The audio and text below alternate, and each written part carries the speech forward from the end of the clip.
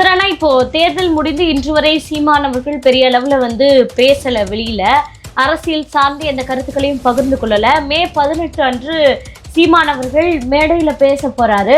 அவர் அரசியல் சார்ந்த கருத்துக்களை முன்வைப்பாரா அப்படின்ற ஒரு பெரும் கேள்வி இருக்கு சார். அதாவது இப்பொழுது நடைபெறும் இந்த அரசியல் சூழ்நிலையை அனாவசியமாக பேசாமல் அந்த மே 18 நோக்கம் என்னவோ, கருத்து என்னவோ, பின்னணி என்னவோ, வரலாறு என்னவோ. ஆனா அவருடைய நிர்வாகி ஒருவர் காரைக்குடியில உயிரிழந்திருக்காரு, நீங்க பார்த்திருப்பீங்க. அவர் கண்ணீர் விட்டு கதறி அழுதார் இல்லையா சீமான் அவர்கள். சோ அந்த வழிகளை எல்லாம் இந்த இடத்துல வெளிப்படுத்தி ஆகணும்ல மக்கள் மத்தியில. அரசியல் பேச்சு தான் ஆகணும். அரசியல் கட்சி திறந்து விட்டு அரசியல் பேசாமல் நெடுங்காலம் இருந்து விட முடியாது. சரி, இப்போ ஒருவேளை சீமான் அவர்கள் இந்த ஆட்சியினுடைய விஷயங்களை கண்டறிந்து நன்மையோ தீமையோ அதற்காக பேச ஆரம்பித்து விட்டார் அப்படின்னா, சீமான் விசஸ் விஜய் அப்படின்னு அரசியல் களம் மாறிடும் வாய்ப்பு இருக்கா சார்? அரசியலில் எது வேண்டுமானாலும் நிகழலாம். எப்படி எதிர்பாராமல் இப்படி ஒரு நிகழ்வு நடந்ததோ அதே மாதிரி எதிர்பாராமல் ஒரு சமரசமும் நிகழலாம். அதிமுக பலவீனம் அடையும் பட்சத்தில் அப்பொழுது என்ன ஆகும்னா,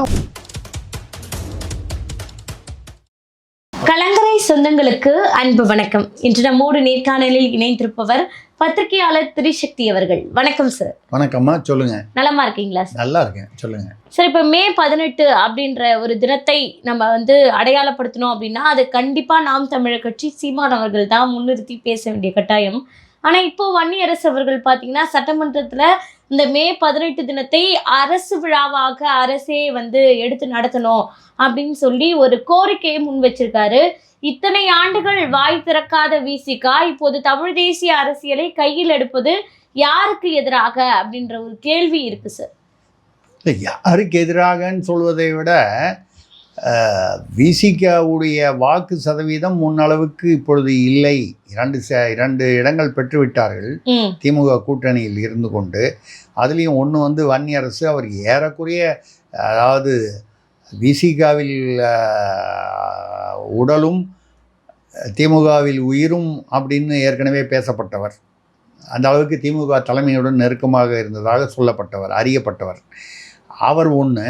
இன்னொன்று எங்கிருந்தோ திடீரென்று காங்கிரஸில் சடார் என்று கொடுக்கப்பட்டு அவரே அதிர்ச்சி அடைந்து எனக்கு எப்படி கொடுத்தாங்கன்னு விசிகா தெரியலன்னு ஜோதிமணின்னு அவர் காட்டுமன்னார் கோயிலில் அவர். அப்போ இவங்க 2 பேர் தான் வந்தாங்க. இதை தவிர நீங்கள் பொதுவாக பார்த்தீர்களானால் விசிகா பெரிய அளவில் அவங்களுக்கு 8 சீட்டு கொடுத்தாங்க. 8 சீட்டில் 2 தான் ஜெயித்தாங்க. 8ல் மெஜாரிட்டியாக ஜெயிக்கல. மெஜாரிட்டினா ஒரு 5ஓ 6ஓ ஜெயிக்கல, 2 தான் ஜெயித்தாங்க. அப்பொழுது அவர்களுடைய வாக்கு வங்கி முன்னை விட சரிகிறது என்பது தெரிகிறது. இப்போ இந்த சரியும் வாக்கு வங்கியை எப்படி சரி கட்டுவது என்னும் பொழுது அங்கிருந்து இங்கிருந்து எதெல்லாம் எடுக்கலாம் போது இந்த ஈழத்தமிழ் என்பது, ஈழத்தமிழர் அப்படிங்கிறது, இந்த சட்டமன்றத்தில் அதை அவர் பேசியது தவிர்க்கப்பட வேண்டியது. ஏன்னு கேட்டால், ஈழம் என்பது என்னதான் நம்ம தமிழ் தொப்புள் கொடி உறவு என்று சொன்னாலும் இன்னொரு நாட்டை சம்மந்தப்படுத்தி பேசுவது. அப்படி பேசும்போது சற்று உஷாராக கவனமாக இருப்பது நல்லது.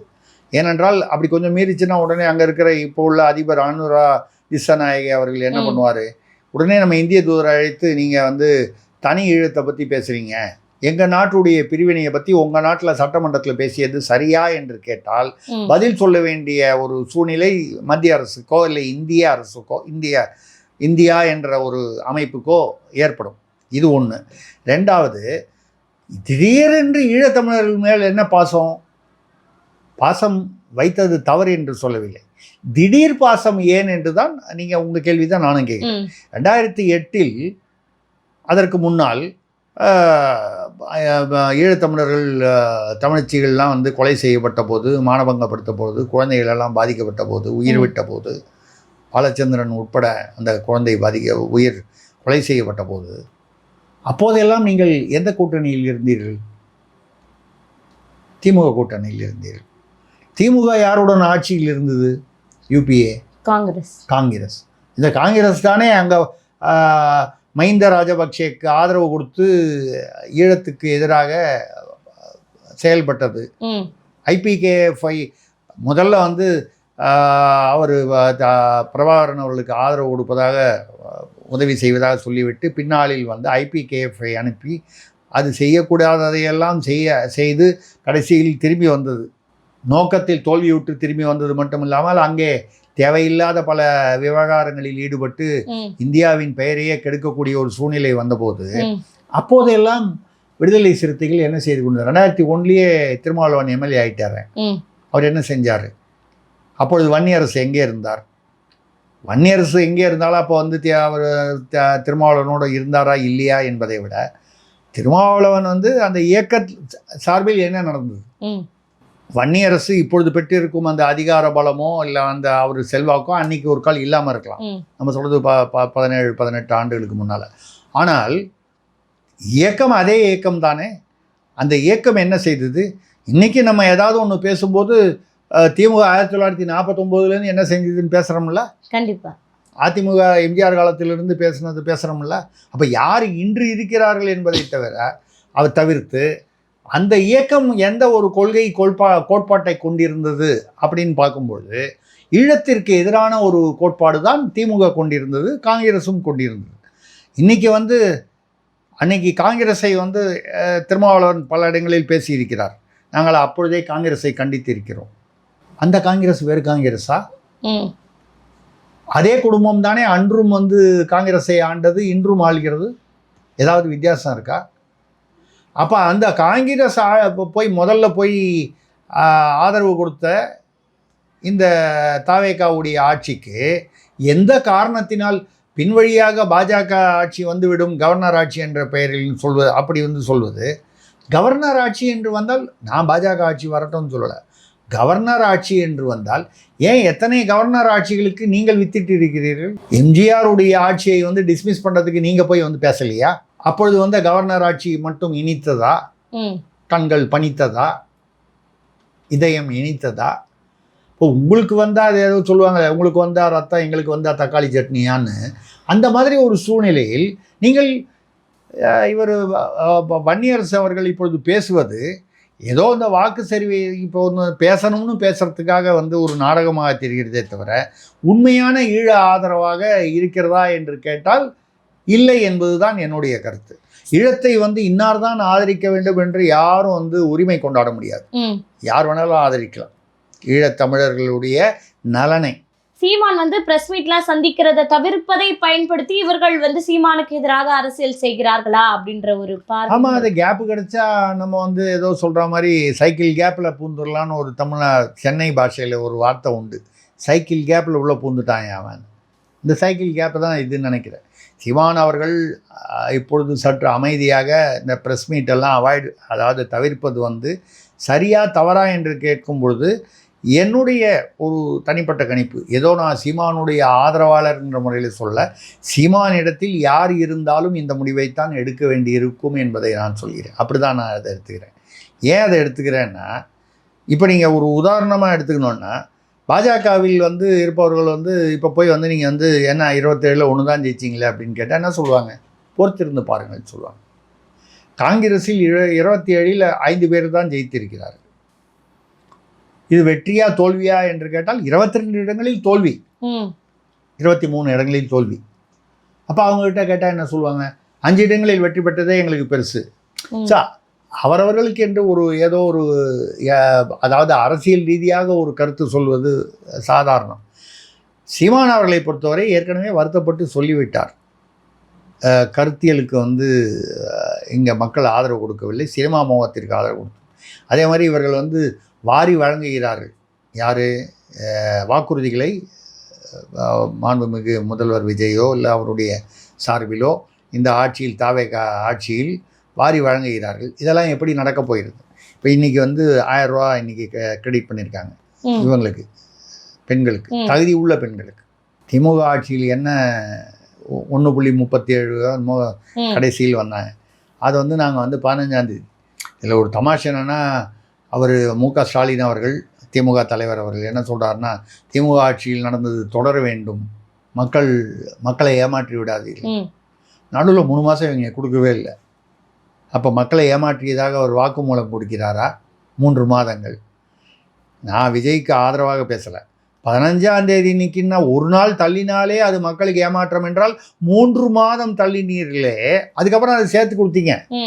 பின்னால் கொடுக்க போறீங்கன்றது அன்னைக்கு தெரியாதே. ம். அது தேர்தல் வந்ததுனால கொடுத்தீங்க, தேர்தல் வரலைன்னா அதுவும் கொடுத்துருக்க மாட்டீங்களே. ம். ஆட்சிக்கு வந்த உடனே கொடுக்க ஆரம்பித்து விட்டீர்களா?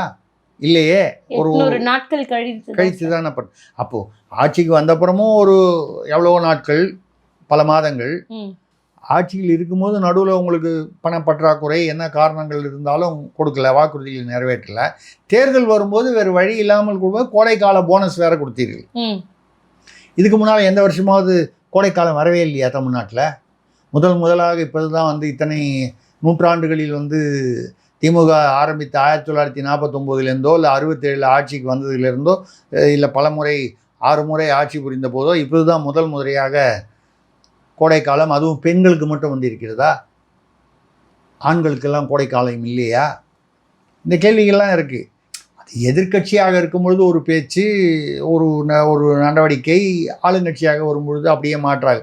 விவசாயிகள் அன்னைக்கு வந்து அவளுடைய நிலம் வந்து விலை பேசப்பட்ட போது ஆக்கிரமிப்பு என்று சொல்லி எதிர்த்து போராட்டம், நாங்கள் சகோதரனாக தோள் கொடுப்பேன் என்று சொன்னவர்கள், பின்னால் வந்து விவசாயிகள் கும்மிடி பூண்டியில் பண்ணபோது, சிப்காட்டுக்காக பண்ணபோது குண்டர் சட்டத்தில் கைது. அதனுடைய விளைவு தானே. எத்தனையோ காரணங்களில் அதுவும் ஒரு காரணம்.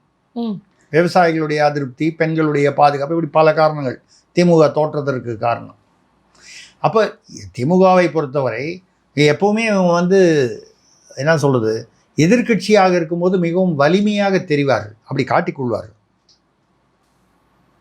ஆளுங்கட்சியாக இருக்கும்போது அது அவர்களுடைய நோக்கமும் அவர்களுடைய அந்த போக்கும் வேறு விதமாக இருக்கும், மக்கள் விரோதமாக இருக்கும். நம்ம என்ன செய்துவிட முடியும் என்கிற ஆணவம் அதில் தெரியும். அதனால தான் வந்து அந்த ஆணவத்துக்கு தான் மக்கள் வந்து பரிசு கொடுத்து விட்டார்கள். ஆனால் அந்த பரிசு கொடுத்த போது என்ன செய்து விட்டார்கள் என்றால் சினிமா முகத்திற்கு அடிமையாகி விட்டார்கள். இதுதான். இப்போது சீமான் அவர்கள் வந்து ப்ரெஸ்ஸுனா இப்போ சப்போஸ் அவர் வந்து நீங்கள் விமர்சனம் பண்ணாருன்னு வச்சுக்கோங்க விஜய் ஆட்சியை, என்ன நியாயம்? 4 நாள் தான் ஆகுது. ஒரு 3 மாதமாக 6 மாதமாக ஒரு டைம் கொடுப்போம், நம்ம அவகாசம் வேண்டாமா? புதிதாக கட்சி அமைத்து முதல் முறையாக ஆட்சிக்கு வந்திருக்கிறார். ஒரு சில மாதங்களாக அவருக்கு கொடுக்க வேண்டாமா? நிர்வாகத்தை சரிப்படுத்துவதற்கு, சீர்படுத்துவதற்கு ஒரு நேரம் கொடுக்காமல் சீமான் வந்து செய்வத வெற்று அரசியல். ஒரு விமர்சனம் வருமா இல்லையா? கண்டிப்பாக வரும். சரி, இப்போ பாராட்டி சொல்கிறதுக்கு 4 நாளில் என்னத்தை பாராட்டுது? நம்ம என்ன பேசுகிறோம்?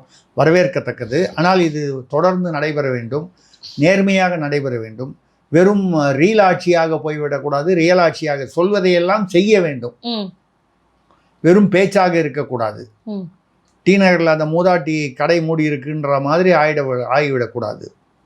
அதாவது ஒவ்வொருத்தரும் நிறைய இந்த ரீல்ஸ் வருது பாருங்கள், அதில் யாரோ ஒருத்தர் சொல்கிறாரு, என்னுடைய தங்கத் தலைவி ஒரு நடிகை யாருன்னு உங்களுக்கும் தெரியும், எனக்கு தெரியும், சும்மா அந்த பேரை சொல்ல வேண்டாம். அந்த தங்கத் தலைவி வந்து அவர்களை நாங்கள் துணை முதல்வர் ஆக்குவோம், அதனால் உங்களுக்கு என்ன? நமக்கு ஒன்றும் இல்லை, யாரை வேணாலும் ஆக்கலாம், அவர்களுக்கு விருப்பமானவர்களை ஆக்கலாம், அவர்கள் ஏதோ ஒரு தேர்தலில் வெற்றி பெற வேண்டும், இல்லை ராஜ்யசபா எம்பியாக கூட அனுப்பலாம், அதெல்லாம் சரி. ஆனால் அதை பயன்படுத்தக்கூடிய வார்த்தைகள் நான் ஆரம்பிச்சிட்டேன், அதுக்கப்புறம் நீங்கள் பெண்மணிங்கிறதுனால கொஞ்சம் அடக்கி வாசிக்கிறேன். அவர் அந்த நிர்வாகியோ இல்லை தொண்டரோ சொன்னது, அந்த நடிகையுடன் தொடர்பு என்று யாரோ கேட்கும் பொழுது, பல் இருக்குது, பக்கோடா சாப்பிட்றாரு, எங்கள் தலைவருக்கு 36 பல் இருக்குன்னு வேறு சொன்னார். 36 பல் இருந்தால் மியூசியத்தில் தான் வைக்கணும், ஏன்னா உலகத்தில் வந்து 32 பல் தான் அதிகம். 36 இருந்தால் உண்மையிலேயே அருங்காட்சியகத்துக்கு அனுப்ப வேண்டிய விஷயம். நான் விஜய் அவர்களை வந்து மாண்புமிகு முதல்வர் அவர்களை கொச்சைப்படுத்துவார். திருச்சி கிழக்குல அந்த தங்கத்தாரிகைக்கு தான் வாய்ப்பா சார்? இருக்கலாம். இல்லை, ஏன் ராஜ்யசபா எம்பி கொடுக்கூடாதா? அவங்களுக்கு ஒரு எம்பி வந்துருமே இப்போ கொஞ்ச நாளில், அடுத்த சில மாதங்களில் வருவதற்கான. ஏன் இவர் சிவி சண்முகம் ராஜினாமா செய்து விட்டார் இல்லையா? அவங்க தான் ஆல்ரெடி பிளவுபட்டு வேறு இருக்காங்க. இந்த எம்எல்ஏக்கள் ஓட்டு போட்டு தான் 35 எம்எல்ஏக்கள் ஓட்டு போட்டால் ஒரு எம்பி கிடைக்கணும், ஒரு கணக்கு, ஒரு தோராய கணக்கு இருக்கு. அந்த கணக்கு பார்த்தீங்கன்னா இன்றைக்கி வந்து தாவேகா சார்பில் ஒரு ராஜ்யசபா எம்பி போவதற்கு வாய்ப்பு இருக்கிறது. அது இன்னும் கௌரவமான ஒரு டெல்லிக்கு செல்லக்கூடிய அந்த குறிப்பிட்ட அந்த பெண்மணிக்கு வந்து ஆங்கிலம் தெரியுது, மற்ற மொழிகள் தெரியலாம், நமக்கு இருந்தாலும் அவங்களுக்கு வந்து தமிழ்நாட்டு சிஎம் ஆகணும்ன்றது தான் கனவு. இப்போ துணை முதல்வரா இருந்தா முதல்வர் கூடவே இருக்கலாம். நான் துணை முதல்வர் ஆக்கக்கூடாதுன்னு சொல்றதுக்கு நான் யாருங்க, நீங்க யாருங்க? அவங்க ஆகட்டும். நம்ம வந்து over the king long live the கிங்னு இங்கிலீஷில் உண்டு. யார் அரசராக இருந்தாலும் வாழ்க அரசர். யார் அரசராக இருந்தாலும் முதல்லயே சொல்லிடுவோம் வாழ்க அரசர். இன்னார் தான் அரசராக வர வேண்டும் என்பது என்ன நடக்குமோ நடக்கட்டும். அந்த மாதிரி நம்ம யார் முதல்வராக வந்தாலும் வாழ்த்துவோம், யார் துணை முதல்வராக வந்தாலும் வாழ்த்துவோம். அது வேற விஷயம். ஏன்னா அவர்கள் என்ன விருப்பம் தெரியாது அந்த பெண்மணிக்கு. அதை தாண்டி அந்த கட்சி தலைமைக்கு என்ன விருப்பம், அந்த கட்சி தொண்டர்களுக்கும் வந்து விரும்புவதாக தெரிகிறது. இந்த மாதிரி ரீல்ஸ் பார்க்கும்போது தங்க தலைவிங்கிறாங்க, அவங்க உள்ள பதவியேற்கும் விழாவில் முதல் வரிசையில் உட்கார்றாங்க. நம்ம ஒன்றும் சொல்லலை. நம்ம என்ன நினைக்கிறோம்னா அந்த இடத்துல வந்து ஒரு மனைவி மக்களுடன் அது ஒரு குடும்பமாக இருக்கும் பொழுது அது ஒரு எவ்வளவு ஒரு ஆரோக்கியமான ஒரு விஷயமாக இருந்திருக்கும். அதை தாண்டி அது ஏன் இல்லை என்பதற்குள் நம்ம போகலை. ஏன்னா அது தனிப்பட்ட பிரச்சனை.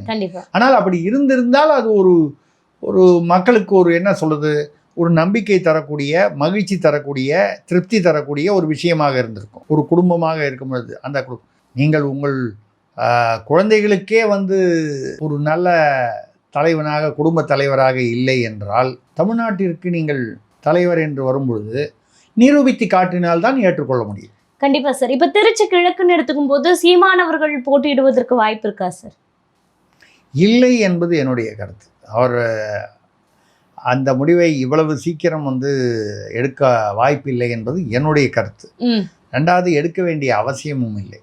ஏனென்று கேட்டால் அப்படியே வந்து திருச்சி கிழக்கில் அவர் நின்று அவர் வெற்றி பெறுவார் என்று வைத்து கொண்டாலும், வெற்றி பெறுவாரா இல்லையா என்பது மக்களுடைய தீர்ப்பு. அப்படியே இருந்தாலும் தனிப்பட்ட முறையில் ஒற்றையாளாக அவர் வந்து சட்டமன்றத்திற்கு போகும்போது அவருக்கும் மன்னார்குடி காமராஜுக்கும் வித்தியாசம் இல்லாமல் போய்விடும். அமமுகவில் இருந்துக்கிட்டு ஏதோ முதல்ல வந்து லெட்டர் கொடுத்துட்டேன்னாரு, அப்புறம் இல்லைன்னாரு, ஃபோர்ஜரின்னாரு, ஏஐன்னாரு, அப்புறம் மறுபடியும் பார்த்தா அங்கே போய் நின்னார். இப்போ கேட்டால் வந்து ரவுடிகள்லாம் திருச்சியில் வந்து 300 பேர் விஜய்னு பேர் கேட்டோடனே சரண்டர் ஆகிட்டாங்கன்றாரு. அது ஏன் இந்த தமிழ்நாட்டில் திருச்சியில் மட்டும்தான் ரவுடி இருக்காங்க, வேறு இடத்துலலாம் இல்லையா? அது ஒன்றும் இல்லை, அது ஏதோ பழைய வீடியோன்னு யாரோ சொல்கிறாங்க. இன்னொரு பக்கம் என்ன சொல்கிறாங்கன்னா, எஸ்பி எல்லாரையும் கூட்டம் ரவுடிகள்லாம் கூப்பிட்டு நீங்கள் பத்திரமா இருங்கன்னு, ஏதோ எச்சரிக்கையாக இருங்க, நாங்கள் நடவடிக்கை எடுப்போம்னு சொன்னதாக சொல்கிறாங்க. சில பேர் வந்து அது பழைய வீடியோன்னு சொல்கிறாங்க, தேர்தலுக்கு முன்னால் உள்ள வீடியோன்னு இருக்கலாம். தேர்தலுக்கு முன்னால் இந்த மாதிரி வந்து ரவுடிகளெல்லாம் வந்து எச்சரிப்பாங்க, இந்த சமயத்தில் நீங்கள் ஏதாவதுன்னா துப்பாக்கி ஏதாவது ஆயுதங்கள் இருந்தால் ஒப்படைத்து விடுங்கள். இது சகஜமான ஒன்று. இது எப்போ நடந்ததுன்னு தெரியல, ஏன்னா வீடியோவை வச்சு நம்ம இப்போ எதையுமே சொல்ல முடியவில்லை. அது மாதிரி அதுக்கு அடுத்தது ஒரு ஜோக் அடித்தார். அவர் வீட்டுக்கும் ஒரு சோபா போயிருக்கும்னு நினைக்கிறேன். அதனால் வந்து அவர் என்ன சொன்னார்னா, கஞ்சா வியாபாரிகள்லாம் வந்து நிறைய பேர் காணாமல் போயிட்டாங்க விஜய் வந்துட்டாருன்னு. அப்போ காமராஜர் அவர்களுக்கு கஞ்சா வியாபாரிகள் யார் யார் என்று அடையாளம் தெரிஞ்சிருக்கிறது ஏற்கனவே. உங்களுக்கு தெரியுமா உங்கள் பகுதியில் யார் கஞ்சா வியாபாரின்னு? தெரியாது. எனக்கும் தெரியாது. எல்லாரும் சொல்கிறாங்க அங்கே விற்கிது இங்கே விற்கிதுன்னு சொல்கிறாங்க, ஆனால் வியாபாரி யாருன்னு எனக்கு தெரியாது. ஆனால் அந்த வியாபாரிகளெல்லாம் காணாமல் போயிருக்கிறார் என்று ஒருவர் சொல்கிறார் என்றால் அவருக்கு தெரிந்திருக்கிறது என்று அர்த்தம். அப்போ அவர் வந்து அவரெல்லாம் காணாமல் போயிருக்கிறார்கள், அவரை தேடிக்கொண்டிருக்கிறோம். தேடுங்க. 41 எம்எல்ஏ வந்து குற்றப்பின்னணி கொண்டவர்கள் தாவேகாவில் இருக்கிறார்கள் என்று சொல்கிறார்கள். தாவேகாவுக்குள்ளேயே ஒளிஞ்சு இருக்கிறார்களா என்று முதலில் தேடுங்கள். வெளியிடங்களில் தேட வேண்டாம், முதல்ல உள்ளுக்குள்ளே தேடுங்க. இங்கே இல்லைன்னா அப்புறம் வெளியில் தேடுங்க. இவ்வளோதான் நம்ம சொல்ல முடியும். நான் எதற்கு சொல்கிறேன் என்றால், அந்த மாதிரி ஒற்றை எம்எல்ஏவாக போவது வந்து ஒரு கட்சி தலைவருக்கு வந்து அது உகந்ததாகாது. அவர் எதிர்பார்த்தது வேறு, நடந்தது வேறு. அந்த வகையில் இந்த திருச்சி கிழக்கில் வெற்றி பெறுவதாக வைத்து கொண்டால் கூட அவர் ஒற்றை குரலாக சட்டசபையில் நுழைவது ஒரு பெரிய ஒரு மாற்றத்தை உருவாக்காது. அவரை பொறுத்தவரை அடுத்த தேர்தல் என்பதுதான், அது எப்போங்கிறது தெரியாது சார். ஆனால் இப்போ தேர்தல் முடிந்து இன்று வரை சீமானவர்கள் பெரிய அளவில் வந்து பேசலை, வெளியில அரசியல் சார்ந்து எந்த கருத்துக்களையும் பகிர்ந்து கொள்ளலை. மே 18 அன்று சீமானவர்கள் மேடையில் பேச போறாரு. அவர் அரசியல் சார்ந்த கருத்துக்களை முன்வைப்பாரா அப்படின்ற ஒரு பெரும் கேள்வி இருக்கு சார். வைத்தாலும் தவறில்லை, வைக்காமல் அந்த மே 18 நோக்கத்தை மட்டும் மனதில் கொண்டு அந்த வகையான விவகாரங்களை, வரலாற்றுகளை அதை மட்டும் பேசுவதற்கும் வாய்ப்பு உண்டு. என்னுடைய ஒரு அனுமானத்தில் அரசியல் சாராமல் அதாவது இப்பொழுது நடைபெறும் இந்த அரசியல் சூழ்நிலையை அனாவசியமாக பேசாமல் அந்த மே 18 நோக்கம் என்னவோ, கருத்து என்னவோ, பின்னணி என்னவோ, வரலாறு என்னவோ அதை மட்டும் பேசுவார் என்பது என்னுடைய கணிப்பு. அவர் மனதில் என்ன நினைக்கிறார் என்று எனக்கு தெரியும். ஆனா அவருடைய நிர்வாகி ஒருவர் காரைக்குடியில உயிரிழந்திருக்காரு, நீங்க பார்த்திருப்பீங்க. அவர் வந்து கண்ணீர் விட்டு கதறி அழுதார் இல்லையா சீமான் அவர்கள். ஸோ அந்த வழிகளை எல்லாம் இந்த இடத்துல வெளிப்படுத்தி ஆகணும்ல மக்கள் மத்தியில. இல்ல, அது ஏதோ ஒரு வகையில் வெளிப்படும், அந்த வார்த்தைகளில் வெளிப்படலாம். ஆனால் சீரியஸாக விவரமாக அரசியல் பேச மாட்டார். சார், ஆனால் அவர் சீமான் அவர்கள் இந்த நேரத்தில் அரசியல் பேசுவது தேவையா அல்லது அமைதி தான் இப்போது அவருக்கு வந்து சரியான முடிவா? இல்லை, அமைதி, ஒரு இடைவெளி விட்டு அந்த நேரம் வரும்போது பேசுவது என்பது தான் சரியாக இருக்கும் என்பது என்னுடைய தனிப்பட்ட கருத்து. நான் அரசியல் சார்பாக சொல்லவில்லை, ஒரு நடுநிலையாக இருந்து கொண்டு சீமானிடத்தில் யார் இருந்தாலும் அவர் எப்படி நடந்து கொள்வார், நடந்து கொண்டால் சரியாக இருக்கும் என்கிற கருத்தோட்டத்தில் இடைவெளி விட்டு இந்த ஆட்சி எப்படி நடைபெறுகிறது, என்ன நடக்கிறது, இந்த பக்கம் இழுக்கிறாங்க அந்த பக்கம் இழுக்கிறாங்க, இதெல்லாம் தாண்டி என்ன நடைபெறுகிறது என்பது தெரிந்தால்தான் பேசுவது அர்த்தமாக இருக்கும். இல்லைன்னா இப்போ பேசுனா ரொம்ப சீக்கிரமாக பேசுகிறீங்க, அவகாசம் கொடுக்கலன்னு ஒரு பக்கம் சொல்லுவாங்க. நீங்கள் இல்லை ஒரு வெறுப்பு அரசியல் சொல்லுவாங்க. இல்லை வந்து நீங்கள் வந்து ஒரு வாழ்த்துக்கள்ங்கிறத தாண்டி அதிகமாக கொஞ்சம் பேசிட்டீங்கன்னா அது உடனே என்ன சொல்லுவாங்க, ஓ இவர் வந்து அவருடன் கூட்டணி ஆதரவு, கூட்டணி போகணும்னு இவர் ஏங்குறாரு, வேறு வழி இல்லாமல் அவர் வந்து சரணடைந்து விட்டார் தாவேகாவிடம். அப்படி விமர்சனங்கள் எப்படி வேணாலும் வரலாம். அப்போது இப்போதைக்கு வந்து சற்று அமைதியாக இருந்து விட்டு என்ன நடக்கிறது என்று பார்த்து விட்டு அதற்கு ஏற்றாற் போல் அரசியல் பேச்சு தான் ஆகணும். அரசியல் கட்சி திறந்து விட்டு அரசியல் பேசாமல் நெடுங்காலம் இருந்து விட முடியாது. ஆனால் எப்பொழுது பேச வேண்டும், எப்பொழுது சற்று அமைதியாக இருக்க வேண்டும் என்பது அரசியலில் ஒரு கலை, அவசியம். அந்த வகையில் இப்பொழுது அமைதியாக இருப்பதில் எந்த தவறும் இல்லை, இது யதார்த்தமான அமைதிதான் என்பது என்னுடைய கருத்து. சரி, இப்போ ஒருவேளை சீமான் அவர்கள் இந்த ஆட்சியினுடைய விஷயங்களை கண்டறிந்து நன்மையோ தீமையோ அதற்காக பேச ஆரம்பித்து விட்டார் அப்படின்னா சீமான் விசஸ் விஜய் அப்படின்னா அரசியல் களம் மாறிடும் வாய்ப்பு இருக்கா சார்? இல்லை, அங்கே ஏற்கனவே நீங்கள் சொன்ன மாதிரி உதயநிதி வர்சஸ் விஜய், அதாவது நீங்கள் விஜய்ங்கிறது விஜய்க்கு பதிலாக ஆதவுன்னு சொல்றதெல்லாம் கிட்டத்தட்ட ஒரே விஷயம்தான் வச்சுங்க. அப்போ அந்த களம் வந்து இங்கே இந்த பக்கம் அதிமுக என்ன ஆகிறது, ஒருமைப்படுகிறதா, மீண்டும் ஒருமைப்படுகிறதா, அவர்களுக்குள் சமாதானம் சமரசம் வருகிறதா, வரலாம், வரக்கூடாது என்று யாரும் சொல்ல முடியாது. எத்தனையோ சமயத்தில் அந்த மாதிரி வந்து கிட்டத்தட்ட பிரிஞ்சு போகிறவங்க. இப்போ கூட சி.வி. சண்முகம் அவர்கள் பேசும்பொழுது என்ன சொல்லியிருக்கிறார், நாங்கள் அதிமுக அலுவலகத்தில் நுழையவே மாட்டோம், நாங்கள் தான் உண்மையான தொண்டர்கள் என்று நிரூபித்து விட்டு தான். ஏனென்றால் அந்த அலுவலகம் என்பது எங்களுக்கு கடவுள் போல, தெய்வம் போல, அம்மா அவர்கள் புரட்சி தலைவருடைய இது. அப்போது ஒரு தூசிப்பாட கூட நாங்கள் வந்து பண்ண மாட்டோம். அவர் எதை சொல்கிறாருன்னா, ஓபிஎஸ் அந்த காலத்தில் வந்து உள்ளுக்குள்ளே நுழைந்து கொஞ்சம் குழப்பங்கள் ஏற்பட்டது, பின்னால் அந்த வழக்குகள்லாம் வந்தது. அது மாதிரி நாங்கள் செய்ய போவதில்லை என்று சொல்லும் பொழுது நான் சொல்கிறது என்னென்னா, சமரசம் வந்துடும் நான் சொல்லலை. அரசியலில் எது வேண்டுமானாலும் நிகழலாம். எப்படி வந்து எதிர்பாராமல் இப்படி ஒரு நிகழ்வு நடந்ததோ அதே மாதிரி எதிர்பாராமல் ஒரு சமரசமும் நிகழலாம். இது என்ன என்பதை பொறுத்து அதிமுக பலவீனம் அடையும் பட்சத்தில், அடைய வேண்டும் என்று நான் நினைக்கவில்லை, அடையும் பட்சத்தில் அந்த கருத்தோட்டத்தில் அப்பொழுது என்ன ஆகும்னா, உதயநிதி, ஏன்னா ஸ்டாலின் அவர்கள் அநேகமாக அரசியல் ஓய்வு, கிட்டத்தட்ட கட்சி தலைவராக இருப்பார், தொடர்வார். உதயநிதி வர்சஸ் விஜய், தாவேகா வர்சஸ் சீமான் என்று 2031 அல்லது அடுத்த தேர்தல். ஏன்னா இப்போ 2031 சொல்லிட்டு இருந்தோம், இப்போ எப்போ வரும்னு தெரியல. 2029 ஸ்டாலின் அவர்கள் சொல்றாரு, என்னுடைய கருத்துல முன்னாலேயே கூட வரலாம்னு நினைக்கிறோம். ஸோ இப்போ எப்பொழுது அடுத்த தேர்தல் வருகிறதோ இப்படி ஒரு சூழ்நிலை வரும். எப்போ அதிமுக பலவீனப்பட்டால், அதிமுக மீண்டும் ஒருமைப்பாட்டோடு ஒரு சமரசத்தோடு வந்தால் அப்பொழுது மறுபடியும் 4 முனை போட்டியாக தான் வரும். அது எவ்வளவு தூரம் நடக்கும் என்பதெல்லாம் வந்து நம்ம பொறுத்து, அது வந்து சூழ்நிலைகளை பொறுத்து, அவரவர்களுடைய மனநிலைகளை பொறுத்து எவ்வளோ விஷயங்கள் இருக்கு. நம்மளுடைய கணிப்பையும் தாண்டி சில விஷயங்கள் நீங்கள் கண்டிப்பாக நடப்பு கால அரசியல் குறித்து பல்வேறு தகவல்களை பகிர்ந்துக்கிட்டீங்க. தொடர்ந்து பேசுவோம். நன்றி, வணக்கம்.